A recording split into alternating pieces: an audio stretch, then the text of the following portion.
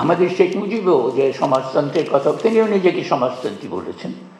চীন দেশে গিয়ে তিনি অভিভূত হয়েছিলেন এবং অভিভূত হয়ে তিনি বলেছেন যে আমি সমাজতন্ত্রে, পুঁজিবাদে বিশ্বাস করি না, পুঁজিবাদ শোষণমূলক, তবে আমি কমিউনিস্ট নই।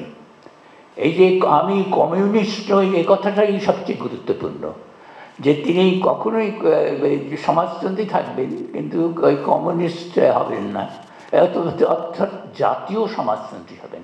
এবং এই জায়গাটাতে সে দুঃখের সঙ্গে যে কথাগুলো বলতে হয়, যে রবীন্দ্রনাথও তো সোভিয়েত ইউনিয়নে গেলেন, দেখে বললেন এখানে না এলে আমার তীর্থ ভ্রমণ অসম্পূর্ণ থাকত। তিনিও তো বলশেভিজমের ভীষণ বিরোধী ছিলেন। বলশেভিক এই অত্যন্ত ক্ষতিকর জিনিস বলে মনে করতেন।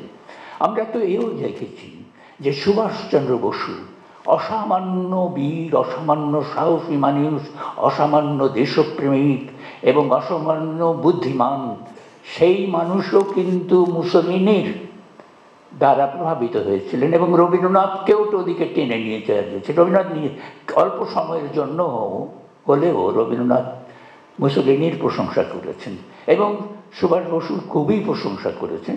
এইটাই হচ্ছে মডেল।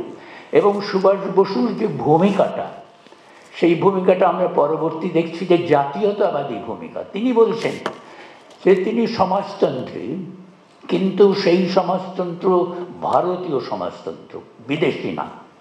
এবং সেই সমাজতন্ত্র হচ্ছে রামকৃষ্ণ বিবেকানন্দের সমাজতন্ত্র।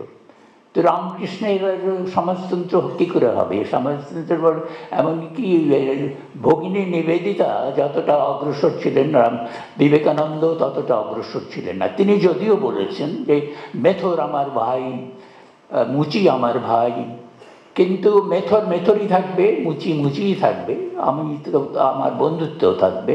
ঠিক যে কথা গান্ধী বলতেন, গান্ধী এই যে অসুচি, যারাদেরকে অসুচি কাজ করে তাদেরকে হরিজন বলে সম্মানিত করলেন, কিন্তু তারা তাদের কাজই করতে থাকবে, ওই পেশাতেই থাকবে, ওই পেশাতেই তারা চরিতার্থ পাবে।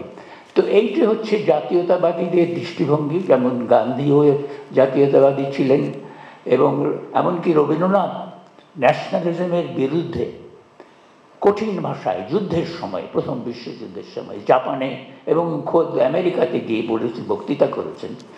তিনিও কিন্তু ভারতের যে ঐক্য, একটা সর্বভারতীয় ঐক্য, সেই আধ্যাত্মিক বা সাংস্কৃতিক ঐক্য, তার কথা বলছেন। তো সেই ঐক্য তো ছিল না আসলে। সেইটা ভারত তো একটা ভৌগোলিকভাবে ঐক্যবদ্ধ, ঠিক আছে, কিন্তু ভারত তো জাতীয়ভাবে বিভক্ত। তো সেই জায়গাতে ওই এক ভারতের কথাটা বলা, সেইটাও একবারে ক্ষতিকর হয়েছে আমাদের জন্য এবং সুভাষ বসুর জন্য ওইটা ক্ষতিকর হলো।